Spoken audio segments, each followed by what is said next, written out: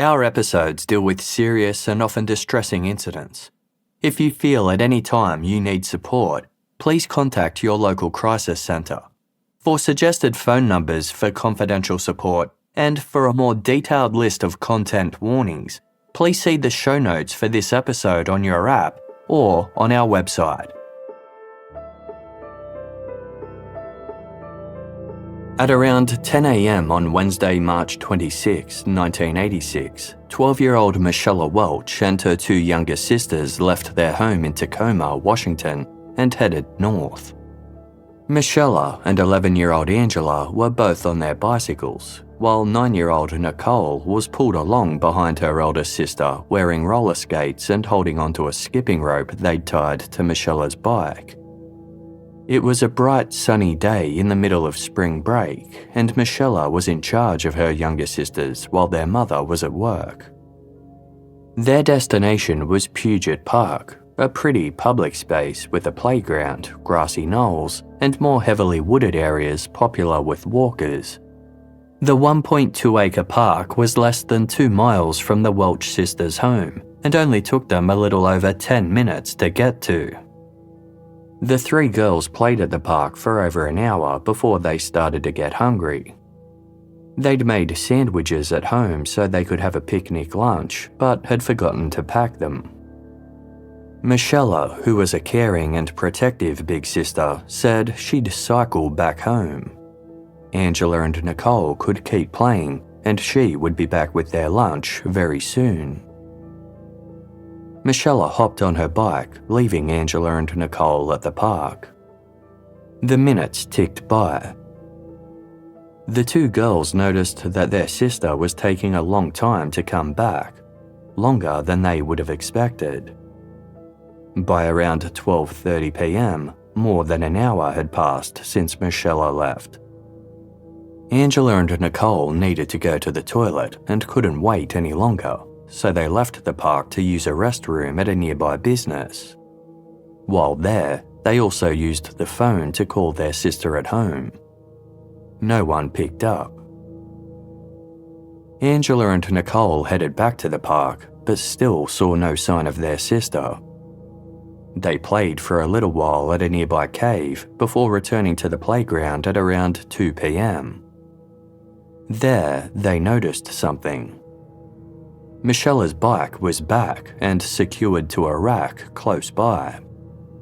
On a picnic table was a lunch bag that had been ripped open. Inside was the food Michella had gone home to get. There were some sandwiches, including one that was partially eaten, and a bag of Easter eggs Michella had packed as a special treat. But there was no sign of Michella.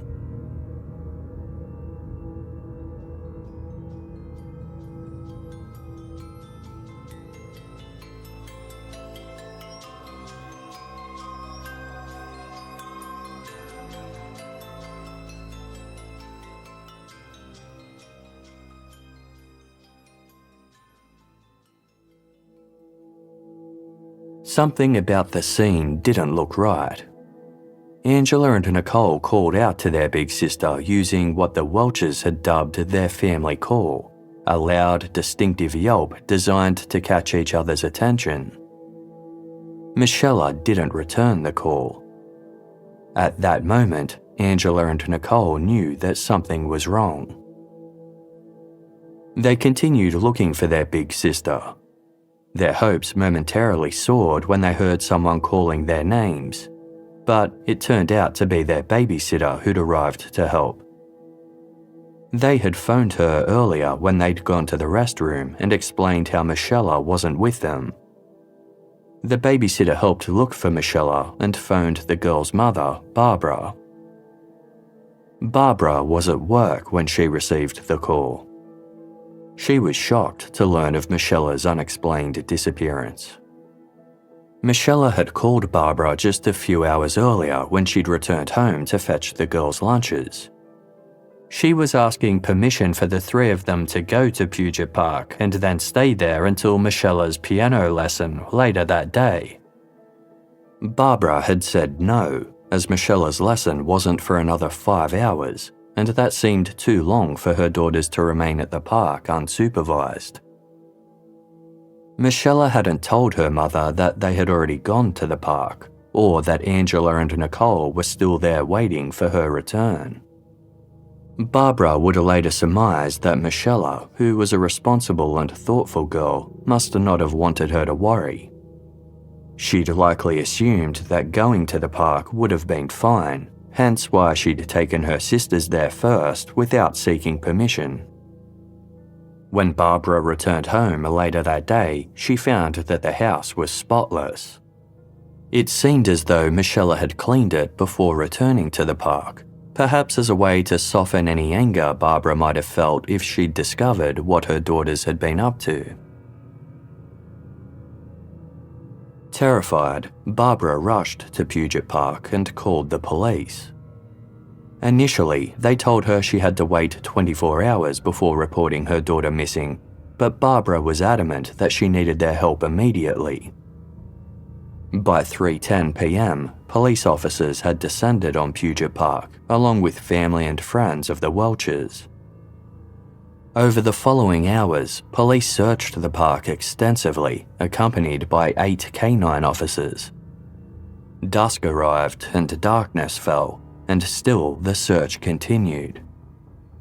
At 11 p.m., Michella's mother Barbara sat waiting in a nearby police car as one of the police dogs honed in on an isolated location about a quarter of a mile from the playground. A long wooded area dotted with walking trails abutted the eastern side of Puget Park. This area was half a mile long and known as the Gulch. The dog had been focused on the gulch when it headed off a trail and indicated at a spot about 60 yards into the woods where a makeshift fire pit had been crafted. Hidden amongst the grassy vegetation was the body of 12-year-old Michella Welch. She lay on her back with her arms outstretched either side, her hands muddy and tightly clenched. She wore a white shirt and a tan jumper which had been pulled up to expose her upper abdomen. There was blood on the clothing. Michella was naked from the waist down, though she still wore her socks pulled up to her knees. Her left sneaker had been pulled off. Michella's pink trousers and her underpants had been pulled down her body and were tangled inside out around one ankle. There was no sign of the pink-framed eyeglasses she had been wearing earlier. The right side of Michella's head had been fatally struck with a blunt object. Her throat was also slit, and she had a defensive wound to one hand. The suspect's semen and pubic hair were recovered from the scene, confirming that Michella had been sexually assaulted.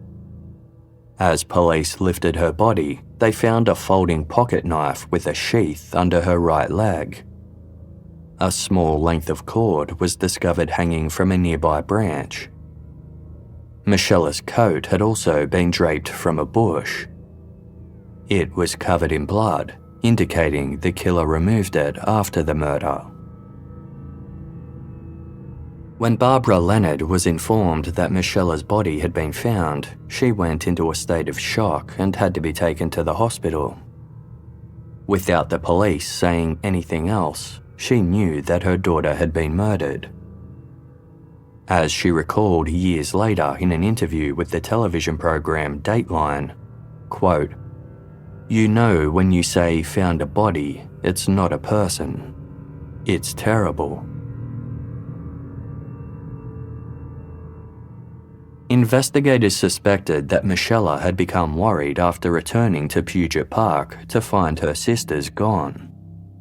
She might have headed along the Gulch Trail in search of them and had been attacked by someone there. Another possibility was that her killer had seen her looking for the girls and opportunistically told her that he knew where they were. He had then lured Michella into the highly isolated fire pit location within the gulch. Michella had been found with a small cut to her cheek, which could have been made with a knife. Her killer might have held the knife to Michella's face as a threat while forcing her through the gulch. Michella's family could think of no one who would want to harm her. Detectives took possession of some notebooks that had belonged to the 12-year-old and scoured Michella's writings and drawings for clues. They found nothing of significance. Detectives appealed to the public for information. Although no one had witnessed Michella's abduction, a 15-year-old skateboarder had almost certainly seen the moments right before it. He'd spotted Michella at about 1:30 p.m. walking around as though looking for someone. She then headed back to the picnic table where she'd placed her sister's lunches. The 15-year-old left to use the bathroom, and when he returned just a couple of minutes later, Michella was gone. A number of sightings of suspicious men trickled in. One of Michella's classmates who'd been at the park that day noticed a man watching the three Welch sisters. The man appeared to be in his mid-20s, was short and wore dirty, ripped clothing. A teacher who knew Michella from school saw the 12-year-old talking to a young man with olive skin and dark hair. He was pointing down towards the gulch. A short while later, a boy heard what sounded like a girl screaming. He'd thought nothing of it, as children often screamed while playing at the park. A woman reported seeing a shifty-looking man exiting the gulch that afternoon. The man moved quickly and appeared to be in a rush to leave the park. He was white, tall and lean, and between 35 and 40 years old, with short, dark blonde hair. A composite sketch of this individual was made and shared with the media. Some local teenagers said they knew of several men who lived in the gulch and often sat and smoked beneath the nearby Proctor Street Bridge.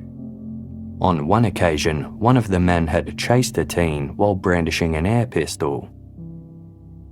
An employee of the Metropolitan Park District also came forward to report that she'd seen a strange man lurking around the Gulch Trail 2 weeks before Michella's murder.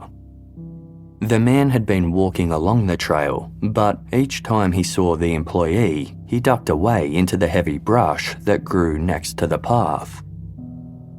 After reaching the end of the trail, he turned around and walked back again.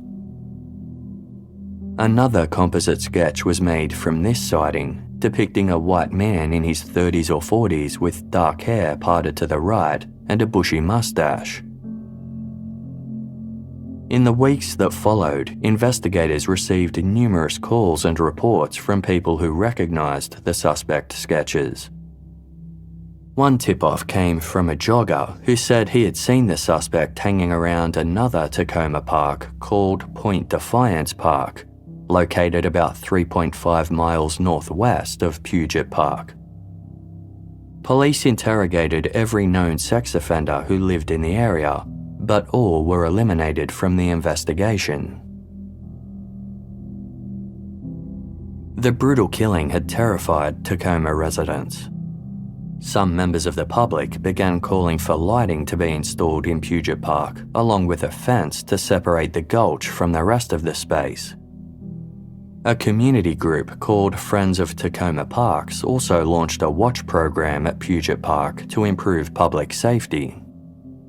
Many of Michella's classmates were among the 200 mourners who attended her funeral and were driven there in a yellow school bus. Michella was remembered as a girl who loved art, music, and writing.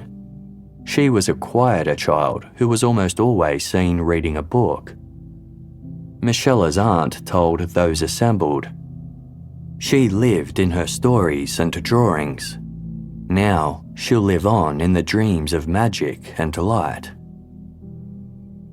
One of Michella's friends performed a piano melody that the two had previously played together as a duet. In the weeks following Michella's murder, the police investigation stalled as each tip-off led to another dead end. A $5,000 reward for information leading to the arrest of Michella's killer went unclaimed.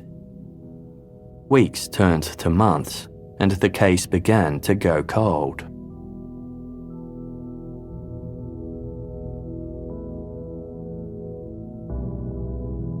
On Monday, August 4, 1986, a 13-year-old Tacoma resident named Jennifer Bastian decided to go for a ride on her brand-new champagne-coloured 18-speed Schwinn bicycle. Jennifer, who was on her summer break from school, was a keen cyclist and was set to participate in an upcoming long-distance ride on the San Juan Islands. As part of her training for this ride, she often cycled the 3-mile journey from her home to Point Defiance Park, a 760-acre space with a zoo, a beach, an off-leash dog park, and roughly 400 acres of old-growth forest. The park sits at the north end of Tacoma on the point of the Kitsap Peninsula, and its 5-mile drive bike trail was ideal for cycling. Normally, Jennifer trained with a riding buddy, but on that particular day, her cycling partner was unavailable. Jennifer got permission to go for a solo ride instead and left a note for her parents, letting them know she'd be home by 6:30 p.m. It was 2:30 p.m. when she departed. 4 hours later, Jennifer's father, Ralph, noticed that she wasn't yet home as promised. He went out with some neighbours to search the surrounding streets, but there was no sign of his daughter. Ralph travelled the route that Jennifer was known to ride to Point Defiance Park and found no trace of her there either. He alerted his wife, Patty, who raced home from work to help. At 8:30 p.m, the Bastians reported their 13-year-old daughter missing. Police immediately took the call seriously. It had only been a little over 4 months since 12-year-old Michella Welch was murdered. Now, another young girl had vanished after heading to different Tacoma parklands that was only 3 miles away from Puget Park. Officers immediately set out to look for Jennifer, and by 1 a.m, 2 sniffer dogs and their handlers had also joined in. The dogs were given articles of Jennifer's clothing to smell and tracked her from her home to Point Defiance Park.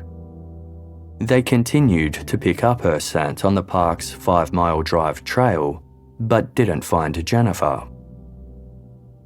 Witness sightings allowed investigators to pinpoint Jennifer's last known locations and movements, as well as confirm what she had been wearing: a blue or purple one-piece swimsuit, shorts, and a white bike helmet with red stripes. Between 2:30 and 3 p.m. that day, a park employee had seen Jennifer bike riding near the Point Defiance Park entrance. At 4:10 p.m, 3 boys who knew Jennifer passed by her on 5-Mile Drive. They noticed she was being closely followed by another cyclist, a white man who wore mirrored sunglasses. He seemed to echo Jennifer's movements, speeding up and slowing down whenever she did so. Jennifer appeared unaware of the man's strange behaviour. Several more witnesses had spotted Jennifer over the next couple of hours, with the final sighting taking place at 6 p.m. A woman had seen her riding near what was known as the bowl area of the park. Over the next 3 days, police officers scoured the area in search of the missing 13-year-old. Roughly 230 searchers from numerous counties assisted. Meanwhile, the Bastian family and their friends stood at the park's entrance, handing out missing persons flyers to passers-by. Patty Bastian worked for a telecommunications company, which provided 4 cell phones to be used by the command center, facilitating easier communication during the search. But no trace of Jennifer or the new bike she was so proud of was found. Almost immediately, police, the public, and the media began drawing comparisons to the Michella Welch case. Both girls had disappeared after riding their bikes to a Tacoma park. They were just 1 year apart in age and even looked similar, both with blonde hair and blue eyes, though Michella had long hair while Jennifer wore hers short. A key difference was that Michella was found in the park she had been visiting just hours after disappearing, while officers had scoured Point Defiance Park for days with no trace of Jennifer. Days turned to weeks, and there was still no sign of the missing 13-year-old. Posters alerting people to Jennifer's disappearance were displayed all along the route from her home to Point Defiance Park, asking anyone who knew anything to report it. Psychics and members of the public called in to report possible tip-offs. None of these led anywhere. Still, Jennifer's family held out hope. Shortly after Jennifer went missing, the Bastians were visited at home by Michella Welch's mother, Barbara, and her sister. Barbara was all too aware of the pain the Bastians were enduring and wanted to share her sympathy as well as her hope that Jennifer would be returned to them unharmed. Patty Bastian was touched by Barbara's kind gesture and found her to be very nice. However, she struggled to understand why Barbara had visited because she believed Jennifer's case was very different to Michella's. After Barbara left, Patty turned to a friend who was sitting beside her and said, "I'm not sure why she came. Jennifer's not dead." On Tuesday, August 26, just over 3 weeks since Jennifer went missing, police received a tip-off from a man who'd been out jogging in Point Defiance Park with a running club. Their route had taken them a long 5-mile drive, and the man had noticed a foul odour. Park police and members of the Tacoma Police Department were dispatched to the location along with a sniffer dog, but couldn't find the source of the smell. Still, they continued to focus on the general location. 2 days later, on Thursday, August 28, a German Shepherd search dog honed in on a wooded area off 5-Mile Drive. It was about 150 feet from the path and positioned between the road and the peninsula's cliffs. The dog led searchers to a spot that was difficult to reach due to the dense vegetation. On closer inspection, the location was a kind of hollowed-out cave in the ground, hidden from view by the trees and brush. It looked as though it had been prepared ahead of time by someone who knew the park's woods and trails extremely well. Officers had to climb down into the cave-like space in order to see inside. There lay the body of a young girl. It was Jennifer Bastian. She was lying on her back with her legs apart and arms outstretched. Her swimsuit and shorts had been pulled down around her right ankle. She still wore her socks, shoes, and bicycle gloves. Her state of undress and the way her body had been posed implied that she had been sexually assaulted, but her remains were too decomposed to confirm whether or not she had been raped. A ligature made from a thin rope was found around her neck. Her state of decomposition prevented investigators from conclusively determining whether there were other injuries, but it appeared her throat may have been cut as well. She was missing a tooth, suggesting her killer might have inflicted blunt force trauma. Jennifer's cause of death was determined to be asphyxia secondary to strangulation. Her bicycle was discovered lying on its side in some brush further towards the cliffs. It had been covered with fern fronds that had since died and turned brown. Jennifer's blue bike saddlebag was still attached with her white and red striped bike helmet inside. Other contents included a water bottle, some clothing, a bike manual, and Jennifer's pink and black Velcro wallet with $3 and some loose change inside. Detectives faced the difficult task of informing the Bastians that their daughter had been found. Patty Bastian was at home painting the living room's walls when there was a knock on the front door. She would later tell Dateline journalist Keith Morrison that she could not bear to think of what had happened to her daughter, stating, "I have my fairy tale, I think, and I'll just live with it. She was riding her bike. The monster came out of the woods and grabbed her and killed her. More than that, I can't wrap my brain around."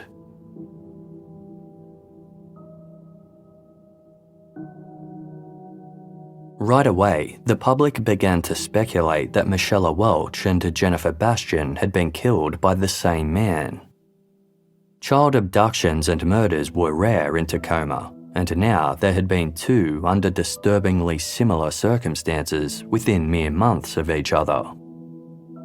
Fear spread that there was a serial killer stalking Tacoma's parks and preying on girls.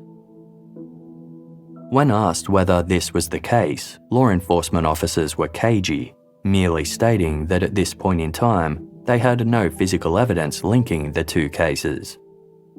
But behind closed doors, it was a different story. Almost immediately, investigators drew the conclusion that the two girls were victims of the same perpetrator. In addition to the similarities of their age, appearance, and the circumstances of their disappearances, their bodies had been found posed in almost the same way, on their backs with their legs apart and arms outstretched. Both were exposed, with articles of clothing left in disarray around their ankles.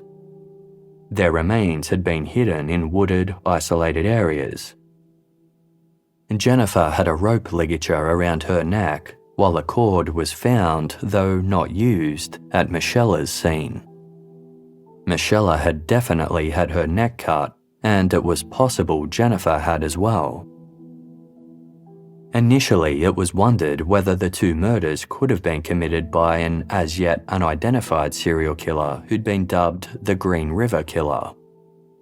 The Green River Killer had been operating around the Tacoma and Seattle areas since 4 years earlier, in 1982. By 1984, he had already killed 5 women and girls, and a special task force was formed to handle the case. Investigators consulted renowned FBI profiler John Douglas, and even spoke with convicted serial killer Ted Bundy in an attempt to build a picture of their suspect. Following Michella and Jennifer's murders, the Green River Killer Task Force took a look at their cases, but they were deemed to have been committed by somebody else. A new task force was formed to coordinate the Welch and Bastian cases. Thousands of tips poured in from the public, and detectives interviewed hundreds of persons of interest, collecting their hair, blood, and saliva as well. One man soon came under scrutiny as their prime suspect. Multiple people had reported him as a creeper who was known to sunbathe nude at Point Defiance Park. He drove a van and possessed strange drawings of young girls. Hair and blood samples subsequently ruled him out. Despite the abundance of calls from the public, none of the tips resulted in an arrest. Numerous suspects were identified, interviewed, and deemed plausible, before later being cleared. If a suspect seemed likely for one of the cases, but had an alibi for the other, he was ruled out. Several times a prime suspect came into focus, only to ultimately be eliminated for one reason or another. Months continued to pass, and soon the first anniversary of Michella Welch's murder arrived, closely followed by that of Jennifer Bastian. By this time, the task force had been disbanded, but 2 detectives still regularly checked in on the case, and evidence from the crime scenes was still being processed.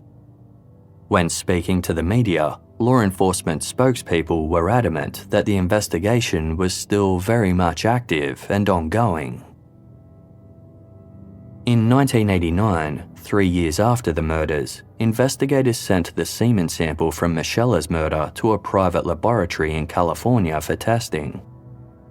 DNA profiling was still in its infancy when it came to use in criminal investigations, with the first conviction based on DNA evidence having taken place in 1987. The California lab sent back the killer's profile, though there was no database for investigators to compare it to. Instead, they used it to rule out any potential suspects that emerged.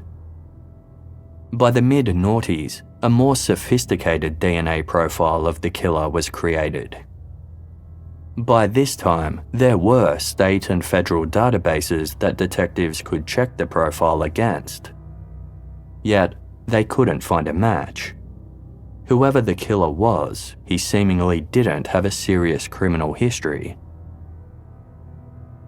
Investigators wondered if the killer had been in the military and was now living far away elsewhere. Or perhaps he'd died before he could commit any more murders. Without any arrests in their daughters' cases, the victims' families did their best to continue living.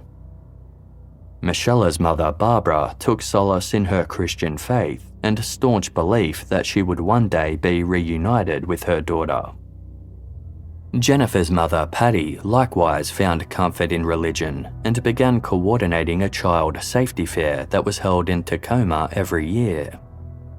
In an interview with the News Tribune, she stated, "I can always calm myself down with the knowledge that whether we as human beings solve the crime or not, it is solved.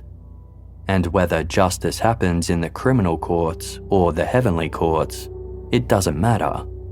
It will happen."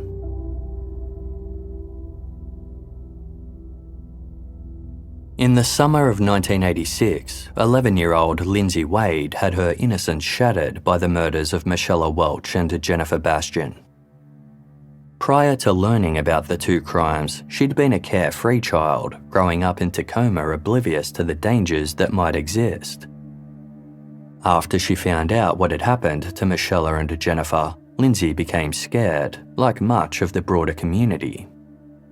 The two girls were close to her in age and had been killed while out riding their bikes in local parks, something Lindsay also loved to do.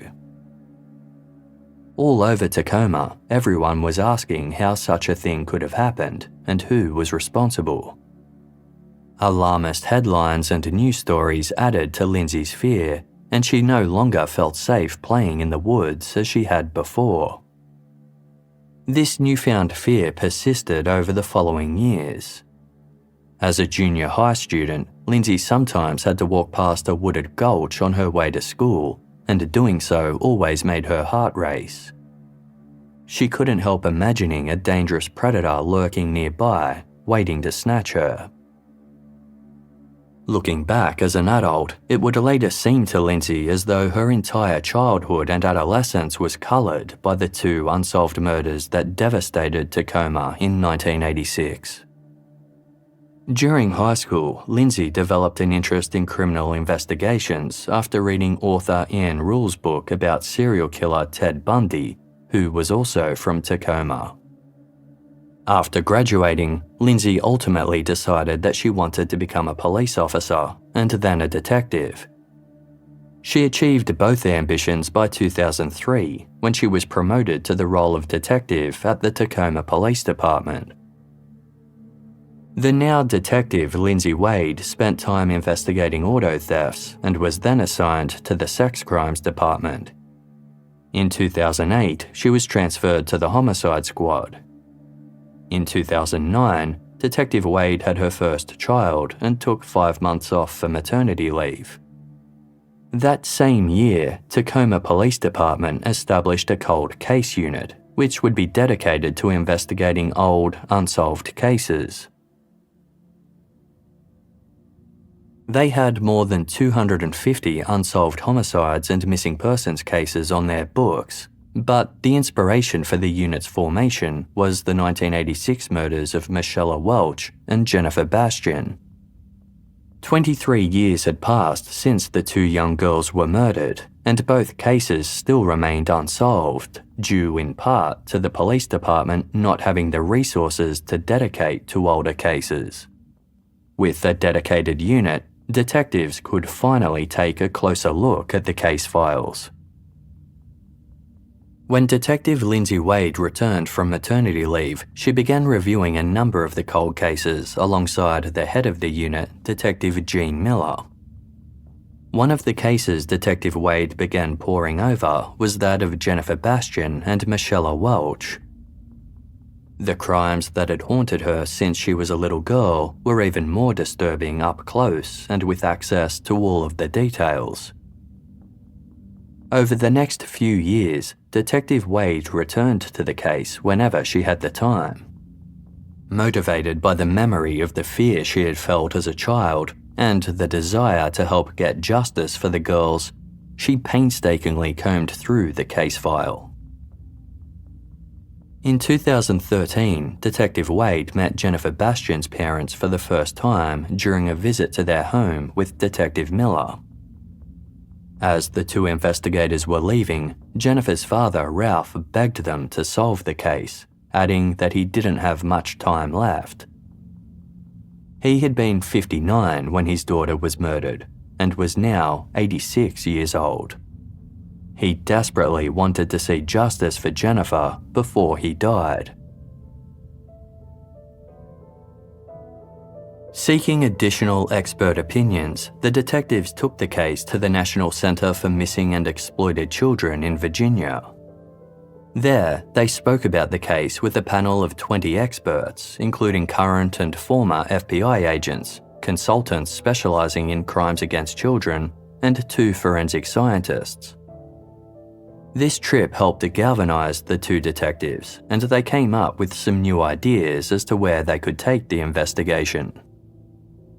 Subsequently, Detective Miller submitted Jennifer Bastian's swimsuit away for testing.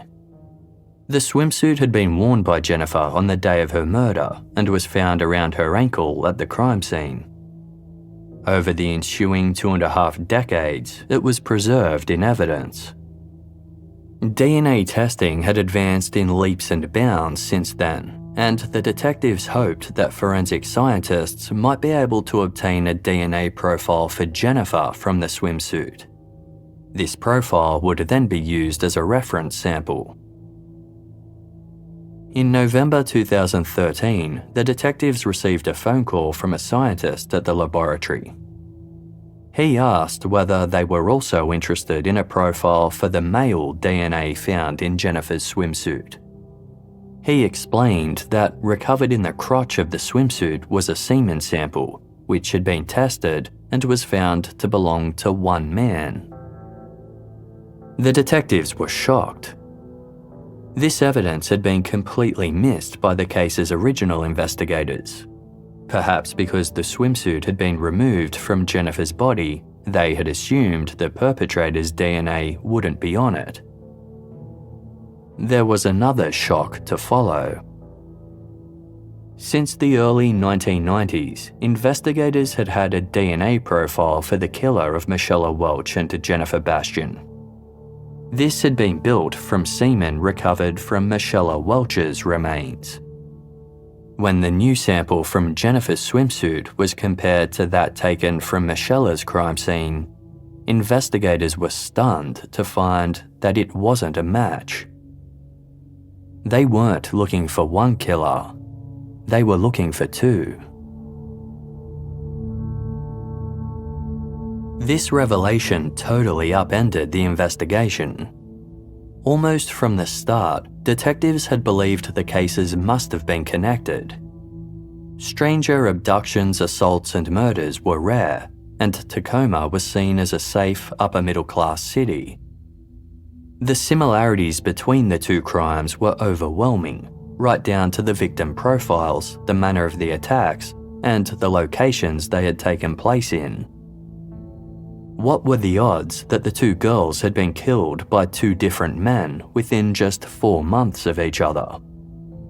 Yet, now the DNA made clear that two separate individuals bore responsibility.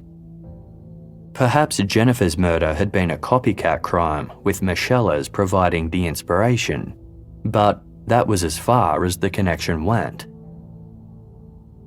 Over the past decade, investigators had run the DNA from Michella's case through the Combined DNA Index System, or CODIS, the United States National Police DNA database. They'd never found a match.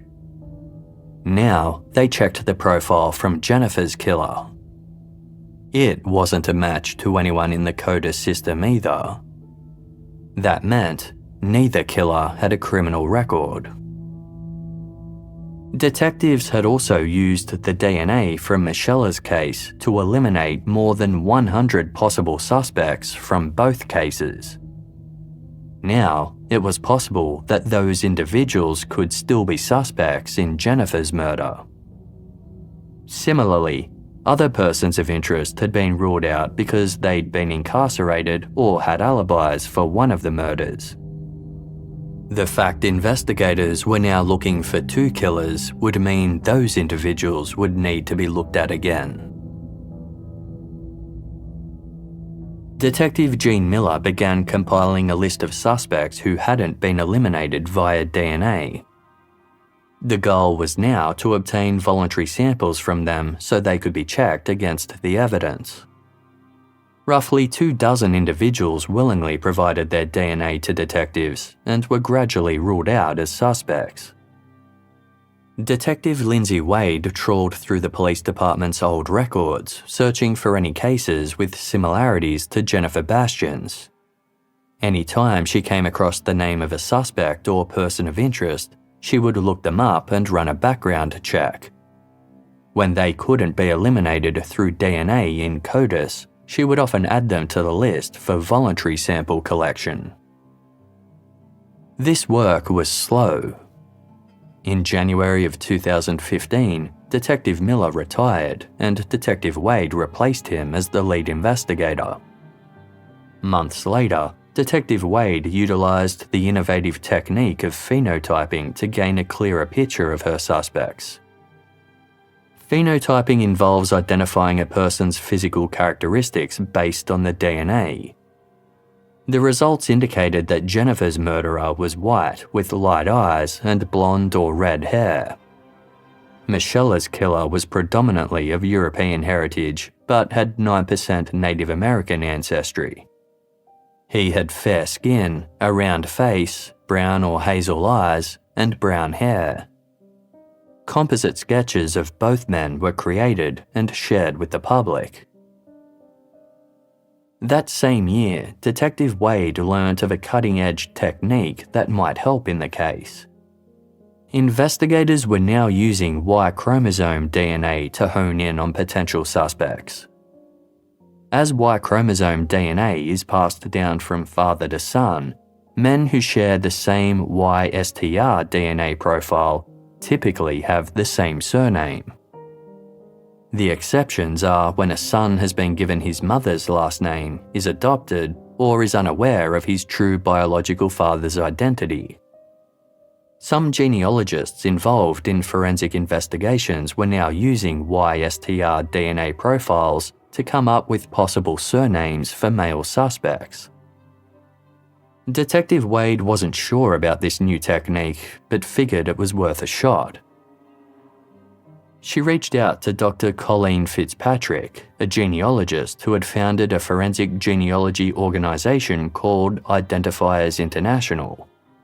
The detective sent the profile of Jennifer's killer to Dr. Fitzpatrick, asking for any possible surnames that might be associated with it.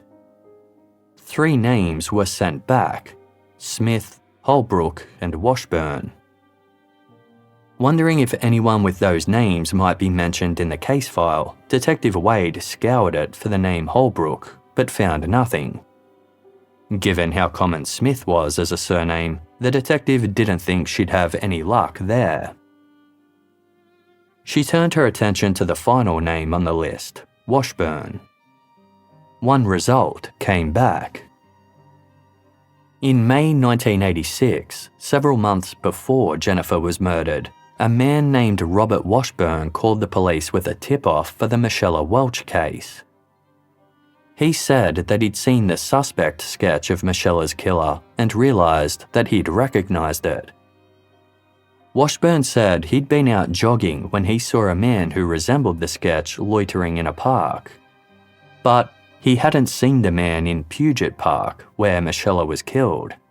He said the man had been at Point Defiance Park, the location where Jennifer would be attacked and killed 3 months later. In December of that year, detectives had paid Robert Washburn a visit at home to follow up on his tip-off. He'd repeated his story about seeing a man who resembled the sketch in Point Defiance Park, lurking near the rhododendron garden.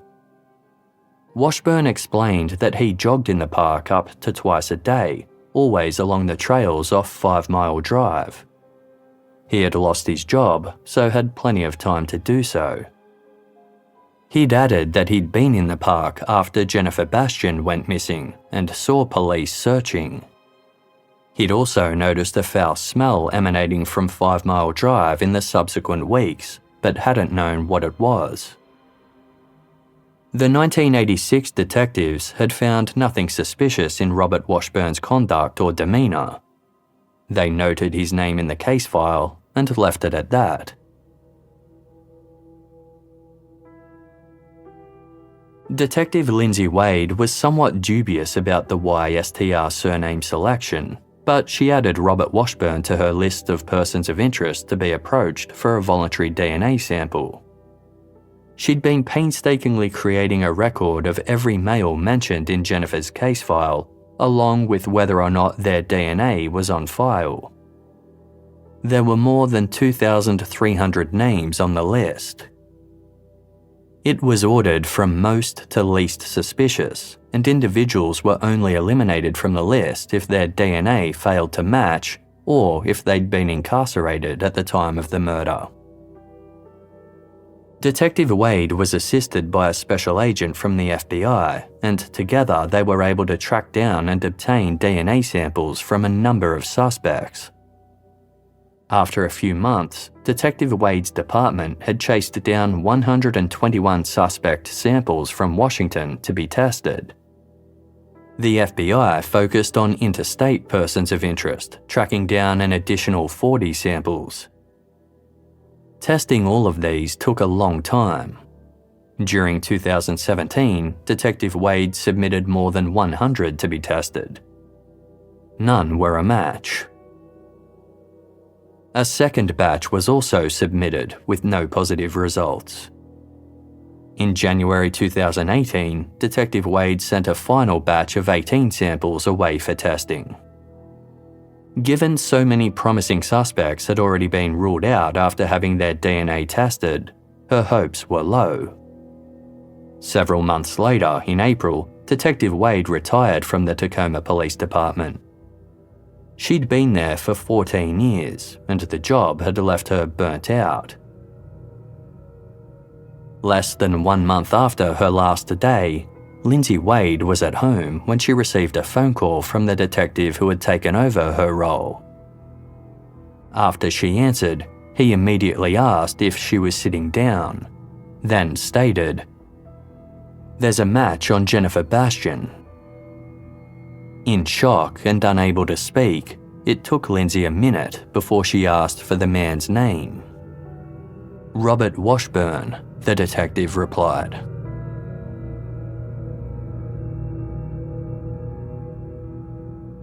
In 1986, Robert Washburn was 28 years old. He lived about 2 miles from Point Defiance Park and was divorced. He and his wife had split the year before after 6 years of marriage. 1985 hadn't been great for Washburn overall, as he was also arrested that year on suspicion of vehicle prowling and criminal trespass. However, he ultimately wasn't charged and consequently had no criminal record. The next time he'd come to police attention was in May 1986, when he'd reported seeing the suspect in the Michella Welch case hanging around at Point Defiance Park. Given the timing of this call and the fact it took place before Jennifer Bastian's murder, investigators would later wonder if Washburn was already scheming to kill a girl and frame the other murderer for it. Another theory was that he'd become fixated by the Michella Welch case and got a thrill out of inserting himself into the investigation. Maybe his fixation had grown to the point where he'd decided to commit a copycat crime. In the years that followed, Washburn began working for an airplane and aerospace company as a mechanic. He remarried in 1990, and he and his second wife had a daughter. During the late 1990s, they relocated to the Washington city of Burlington. Robert Washburn filed for bankruptcy in 2000, and about a decade later, he relocated to the state of Illinois. He was found there by the FBI in March 2017 after Detective Lindsay Wade added his name to her suspect list. By then, Washburn was 60 years old and living in the city of Eureka with his now 25-year-old daughter. She had cerebral palsy and required a feeding tube, and Washburn was her full-time caregiver. When the FBI asked Washburn for a DNA sample, he obliged. It would take more than a year for the results to come back, yet Washburn made no attempt to relocate or flee during that time. When FBI agents returned to his home to arrest him in May 2018, he went willingly and didn't fight extradition to Washington. His cooperation only went so far, though, as he refused to speak with detectives. When told that his DNA matched that of a murder suspect, he stated, "I did not kill that little girl." Up until that point, detectives hadn't disclosed that the case was related to a young girl. Washburn explained the presence of his DNA as being due to his frequent visits to Point Defiance Park, saying, "My DNA was all over that park." Robert Washburn was returned to Tacoma and arraigned in court after being charged with Jennifer's murder. Many of those who knew him were shocked. Neighbours described him as a kind but quiet man who kept to himself and was devoted to his daughter. Disturbingly, though, he was known to be very friendly with a 12-year-old girl who lived in his apartment building. The girl often visited Washburn at his home, and he was seen giving her chocolate and gifts.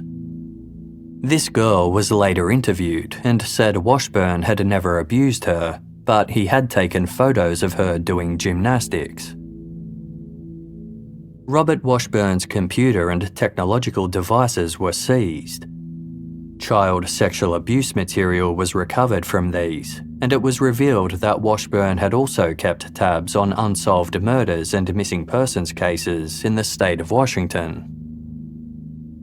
Shortly after Washburn's arrest, an inmate who'd met Washburn on remand in the county jail contacted authorities to say that Washburn had confessed to the crime. Washburn said that on the day Jennifer Bastian went missing, he'd been jogging in Point Defiance Park and simultaneously looking for someone to have sex with.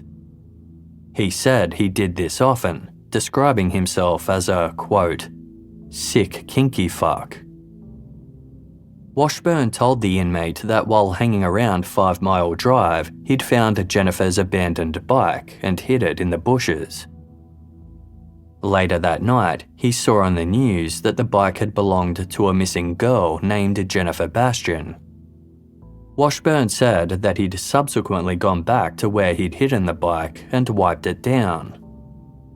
After doing so, he decided to look for Jennifer and discovered her deceased body nearby. Washburn told the other inmate that he'd stood over Jennifer's remains and masturbated. That was how his DNA had ended up on her swimsuit. Washburn had accurately described the way Jennifer was posed and her state of undress. Subsequently, Washburn changed his story. He said he'd noticed Jennifer Bastian riding her bike and said he couldn't help himself as she was so, quote, exquisite. He had raped and strangled her. He didn't say whether this crime was spontaneous or premeditated, but investigators suspected the latter. The cave-like space where Jennifer's body was left had been prepared well in advance. Although he claimed he jogged daily at the park, those who knew him said Washburn never jogged at all, meaning he more likely went there looking for victims. Perhaps Washburn had seen Jennifer riding her bike around the park on other occasions and planned to attack her in the wake of Michella Welch's murder. Or maybe his choice of victim was opportunistic, but detectives had no doubt that Washburn had gone to Point Defiance Park on August 4, 1986, with the intention of raping and murdering a girl. According to the inmate, Washburn also admitted that he'd been keeping tabs on the Bastian family in the years after the murder. He said he didn't want his family to know what he'd done, while claiming he also wanted to receive the death penalty. Despite this, Robert Washburn continued to maintain his innocence for another 9 months while the prosecution began to put their case against him together. Then, he abruptly changed his mind and decided to enter a guilty plea. This news was a huge relief to the Bastian family, who would be spared the pain of a trial. Tragically, Jennifer's father, Ralph, had passed away 2.5 years prior to Washburn's arrest and hadn't lived to see her case solved. Jennifer's mother, Patty, and her big sister, Teresa, attended Robert Washburn's sentencing in January 2019. Both read victim impact statements to the court. Teresa said that she had been so devastated by Jennifer's murder that she'd never ridden a bike again, or taught her own daughter how to do so due to the terrible association.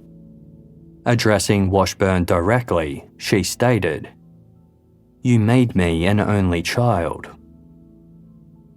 Patty Bastian described the ongoing suffering their family had been left with, saying that even on beautiful summer days, there was always a cloud of fear and foreboding. Robert Washburn did not address the court, but a statement he had written earlier was read aloud.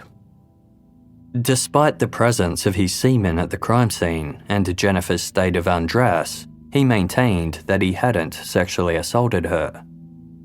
Instead, he claimed he had grabbed her by the arm, led her into the woods, and strangled her. He said he was admitting to this to spare the Bastians and his own family the trauma of a trial, adding that he was sorry for what he'd done and how many people he'd hurt. He looked down as the judge sentenced him to 27 years in prison. Now aged 61, this made it unlikely that he would ever experience freedom again. Outside court, Patty Bastian told the media there had been a sense of relief in the courtroom that day. Referencing the way Washburn had stared down the entire time, refusing to meet her eyes, she stated, "I guess that's the picture of a guilty man." After Robert Washburn's arrest, media reports celebrated the long-awaited resolution in the decades-old cold case. They simultaneously noted that the murder of Michella Welch, long thought to be related to Jennifer's case, remained unsolved. Yet, behind the scenes, it was a different story. Lindsay Wade and other detectives had been reinvestigating Michella's case in parallel to Jennifer's, applying the same breakthroughs in DNA.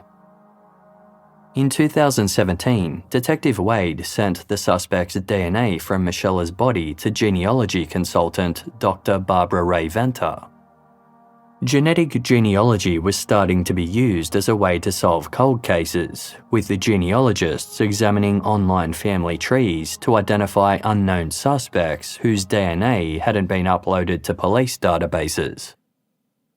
Using the websites Family Tree DNA and GEDmatch, Dr. Ray Venter was able to identify two individuals who were the suspect's second cousins or first cousins once removed.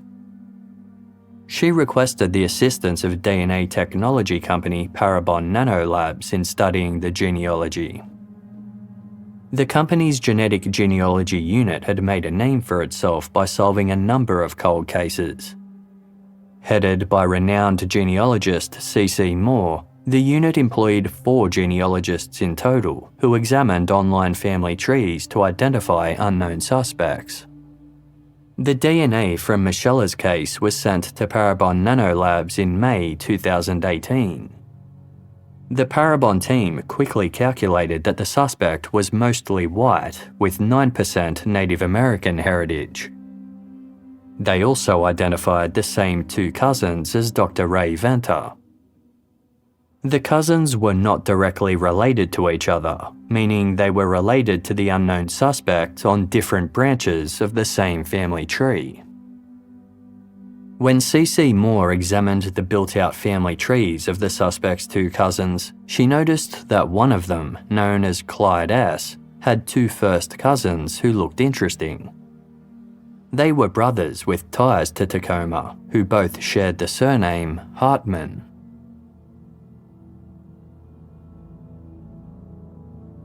Their names were Gary and RJ. On their paternal side, Gary and RJ Hartman had 2 second great-grandmothers who were Native American. This was consistent with the amount of Native American ancestry found in the suspect's DNA. Furthermore, in 1986, Gary and RJ had both lived in the Tacoma area, residing in the North End neighborhood. This was less than a mile from where Michella was attacked in Puget Park. RJ had been in his late 20s and Gary in his mid-30s when Michella was killed, making them both old enough to be the killer. Neither of the Hartman brothers were named in the Michella Welch Shaw Jennifer Bastian case files. They had never come under any suspicions for the murders at all. But based on the recommendation of C.C. Moore at Parabon Nanolabs, detectives decided that they needed to obtain DNA samples from both Gary and RJ to compare to the suspect's profile. They would do so surreptitiously, given they had no way of getting a voluntary sample without alerting the brothers to their suspect status. RJ seemed the more likely suspect. His wife had alleged that he was abusive when she had filed for a divorce in 1993 and obtained a restraining order against him. The couple had later reconciled, but this still seemed like a red flag. In contrast, RJ's older brother Gary was a family man with no allegations against him and a long career as a nurse at a mental health facility. On Saturday, June 2, 2018, a detective from Tacoma Police Department tailed RJ as he visited a state park. When RJ threw away a Coke can, the detective pounced and took it into evidence. A week later, detectives again followed RJ as he dined at a restaurant with his family. He drank 3 cocktails, sipping each of the drinks through a straw. When staff at the restaurant cleared the table, detectives approached them and collected the straws, as well as a glass RJ had drunk water from. DNA profiles were constructed from these items. RJ Hartman wasn't a match. In 1986, Gary Hartman was 35 years old and lived a short distance from Puget Park. In fact, he'd lived on the same street as Robert Washburn, though their homes were about 10 blocks apart. Now, more than 3 decades later, Hartman was 66 and still resided in Washington, about 10 miles southwest of Tacoma in the city of Lakewood. On Tuesday, June 5, 2018, detectives surveilled Hartman's home and followed him as he drove in his turquoise Chevy pickup to Western State Hospital, the psychiatric facility where he was employed.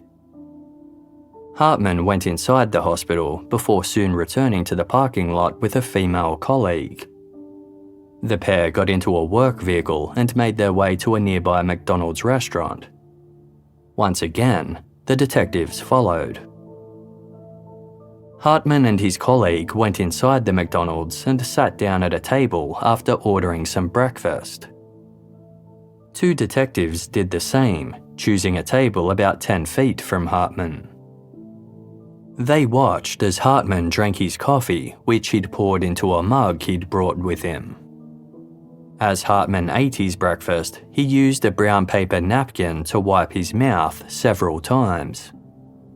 When he was done, he crumpled up the napkin and tossed it into the McDonald's bag his food had been served in, along with his receipt and empty wrappers. Hartman then crumpled up the bag and set it to one side, while continuing to chat with his colleague and sip his coffee. One of the detectives approached a McDonald's employee who was cleaning the area and explained who he was. He asked if she would collect Hartman's bag from him under the guise of doing her job so they could take it into evidence. The employee agreed and went up to Hartman asking if she could remove his rubbish for him. He agreed, waving at the bag to indicate she should take it. The employee collected it, and it was subtly handed over to the detectives. The napkin was processed for a DNA analysis. The profile obtained from it was a perfect match to the DNA recovered from 12-year-old Michella Welch's body.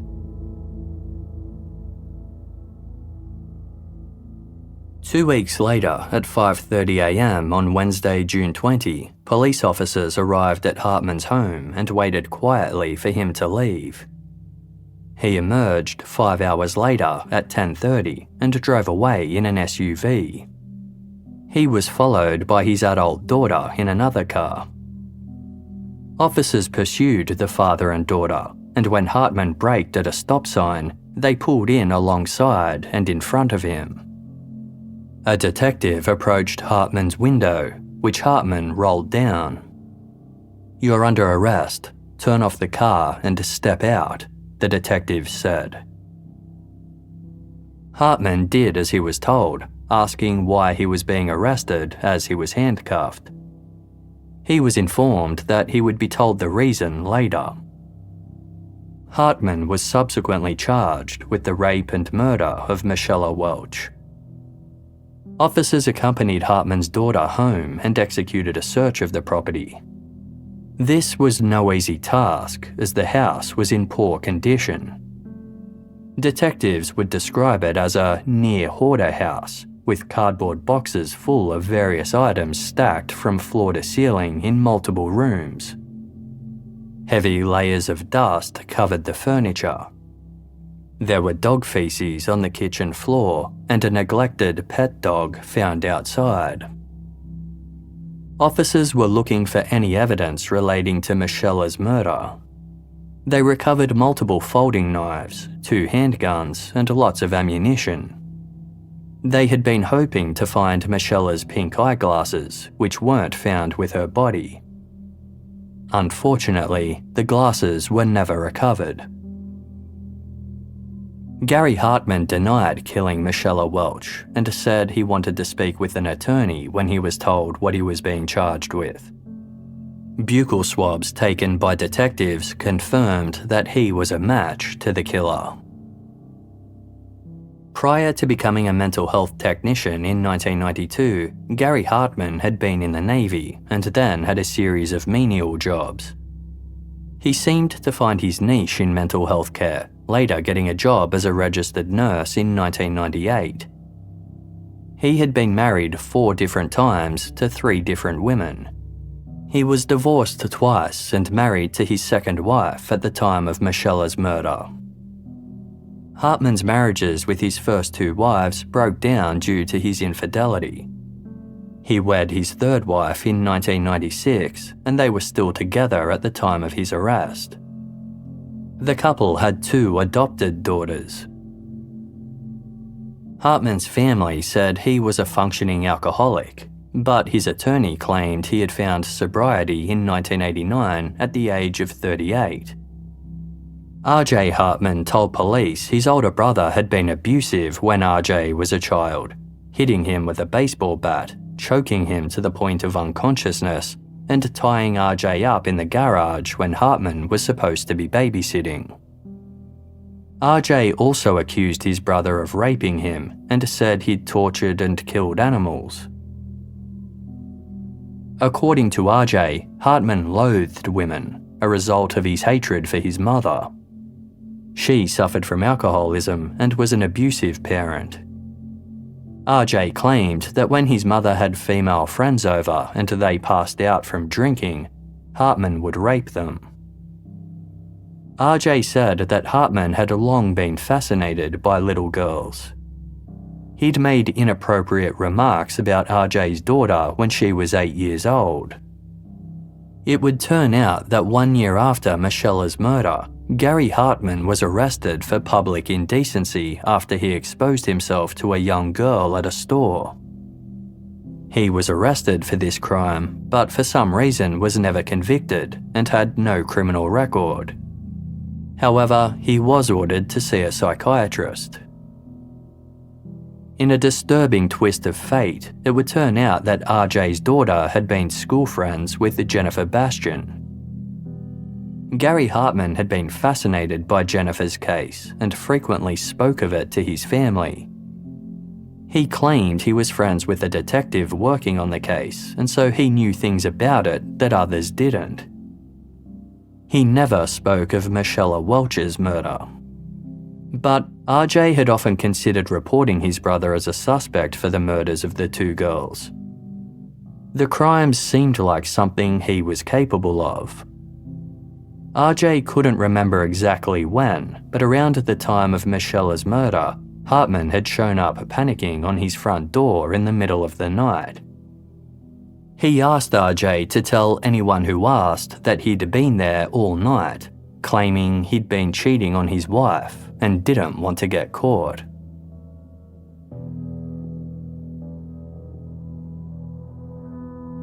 Gary Hartman refused to plead guilty, but his attorney did strike another kind of deal with the prosecution. Hartman would waive his right to a jury trial and have a bench trial instead. This meant the verdict would be decided by a judge, assuring a guilty conviction while still allowing Hartman to plead not guilty. As a consequence of this deal, the prosecution and defense negotiated a sentence of 26 years and 6 months and agreed to certain stipulated facts surrounding Michella's murder. One of these facts was that Hartman's semen had been found on Michella's body, though the first-degree rape charge against him was dropped. Hartman did not provide any details as to why or how he had approached and attacked Michella. In May 2022, Gary Hartman was found guilty of the first-degree murder of Michella Welch. Although Hartman's sentence had already been agreed upon, his attorney argued there were mitigating factors that should be taken into consideration, such as the childhood abuse Hartman had been subjected to by both his parents. The judge dismissed this, stating that nothing Hartman had experienced prior to 1986 could excuse or minimize his brutal murder of a child. He was sentenced to the agreed-upon 26 years and 6 months in prison. Now aged in his late 60s, Gary Hartman will most likely die during his incarceration. Hartman sobbed loudly and repeatedly apologized as Michella Welch's loved ones shared their victim impact statements. One of Michella's aunts told the court that the murder hadn't just impacted their family, it had traumatized an entire community, adding, 30 years is a long time to agonize over who did this to Michella and why is he still living a free life. Michella's sister Nicole spoke of how the crime had ended her childhood, given her repeated nightmares, and impacted her other relationships. She stated, "Forgiveness is the only way to keep me from being infected by the continual pain and keep furthering it on. I do not wish any harm to come to him because I would be of the same spirit as him. Though our lives are linked together because of this tragedy, I do not want to be of the same mindset in harming others." Michella's mother Barbara spoke of how she had often wished she could trade places with Michella. Quote, "Michella was a happy child. She was also trusting. Too trusting. This is the day Hartman faces the judge. I say lock him up and throw away the key. It won't bring her back, but justice will have been served." In 2023, former detective Lindsay Wade published a memoir titled In My DNA about her life and her time in the Tacoma Police Department, focusing heavily on the impact Michella and Jennifer's murders had on her life. As Gary Hartman's case was still before the courts at the time of publication, Lindsay couldn't go into detail about Michella's investigation. However, she did write in detail about her work on Jennifer Bastian's case and how it was finally solved. Over the years, Lindsay had formed a strong bond with Jennifer's mother Patty, and the two were close. Although Robert Washburn's arrest came after Lindsay had retired as a detective, she was still permitted to be the one to break the news to the Bastian family. In her book, Lindsay describes how she knocked on Patty's front door and informed her, "We got him."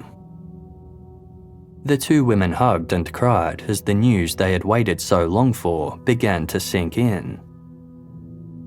1 month after Jennifer's mother finally received answers, Michella's mother Barbara got the news she had been waiting 3 decades for as well. She would later say that upon learning her daughter's killer had been apprehended, she got shivers up her spine. In 2019, Washington passed a new law inspired by the cases of the two girls. Jennifer and Michella's law has expanded the state's DNA databases by requiring those convicted of indecent exposure to provide a DNA sample to CODIS. The legislation also allows detectives to obtain DNA samples from deceased sex offenders. Patty Bastian worked on the law alongside Lindsay Wade and told reporters that, "Knowing the good it's going to do is just amazing."